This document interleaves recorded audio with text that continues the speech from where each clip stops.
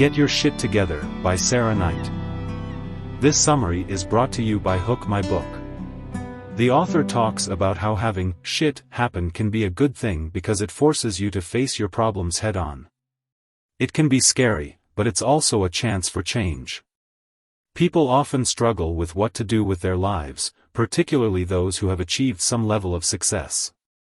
This book is a collection of essays on various life topics, including how to be more organized, motivated, and on time.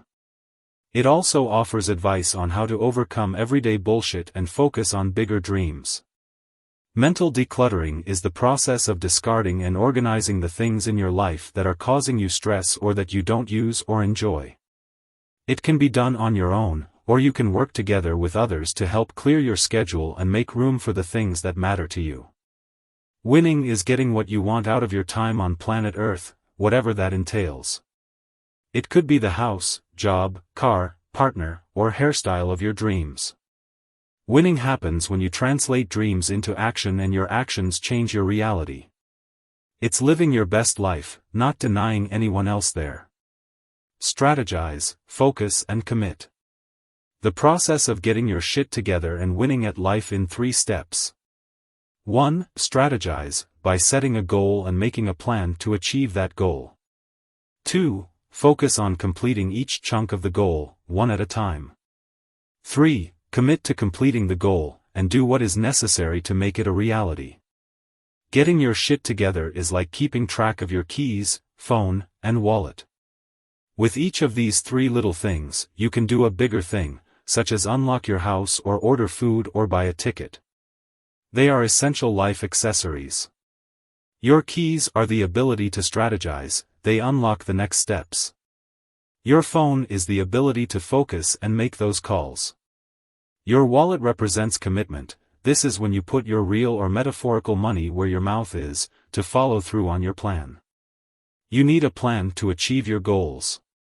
You need to figure out what your skills and goals are, and then put together a strategy to help you reach those goals. Phones in the 21st century are basically magic devices that can do everything from making calls to taking pictures to spy on your nanny while you're at work.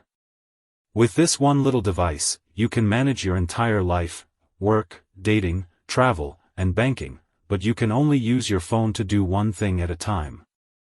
The same goes for getting your shit together. Focus. Small, manageable chunks. One at a time. Not sorry method. The key to the not sorry method is to focus on the annoy. This is done by crossing things off a list that you may or may not care about, such as ice hockey and company holiday parties.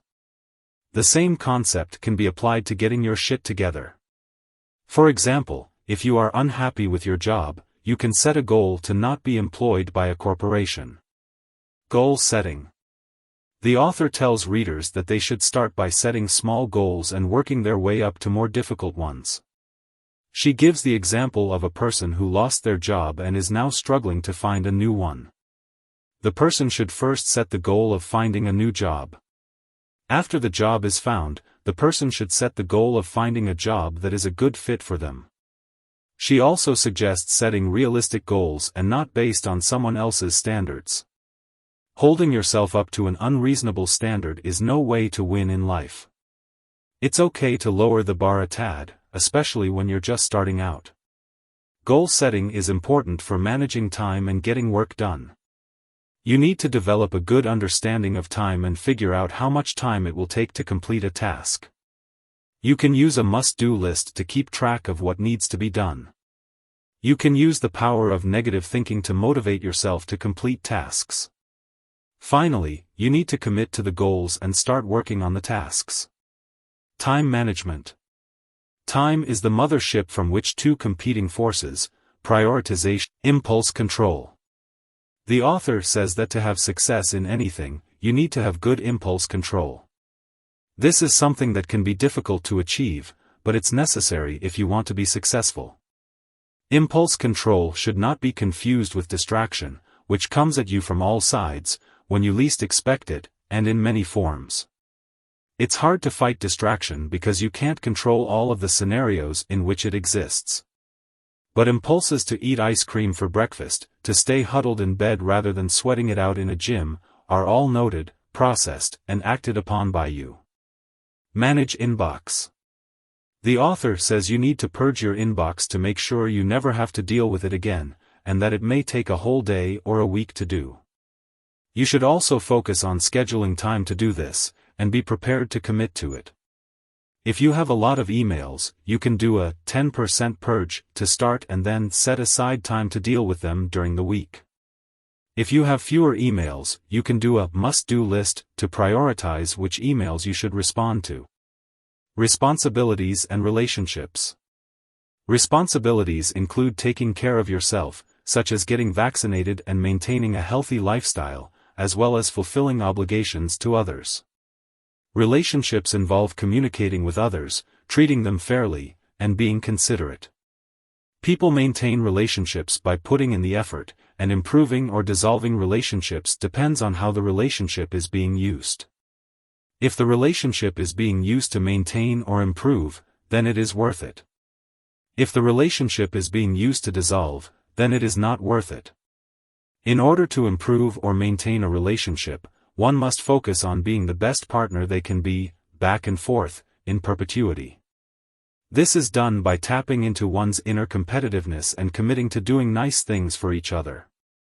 This competition can be useful for things like winning hot air balloon races or taking out the trash, and it can improve one's love life. Work. Employees need to have their shit together to be successful. This means having a good work ethic, being efficient, and being able to handle difficult situations. People who are confident and have their shit together usually succeed. No matter what your job looks like, a traditional career track or something fabulously unusual, there are those you will have to impress on your way to the top. Be confident and ask what you have to do to get what you want. The author talks about how getting your mental shit together to deal with anxiety and other issues can be done one small chunk at a time by tackling one issue at a time and focusing on a strategy. For example, if you have to confront your boss, you might do something like write out your thoughts and then go talk to them in person. Exercise and sleep. The author discusses the importance of physical fitness, and how it can be difficult to get motivated to work out.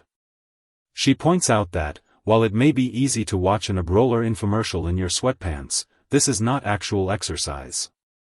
She also suggests that, if you are not motivated to work out, you should weigh your dislike of squat thrusts against your dislike of saddlebags.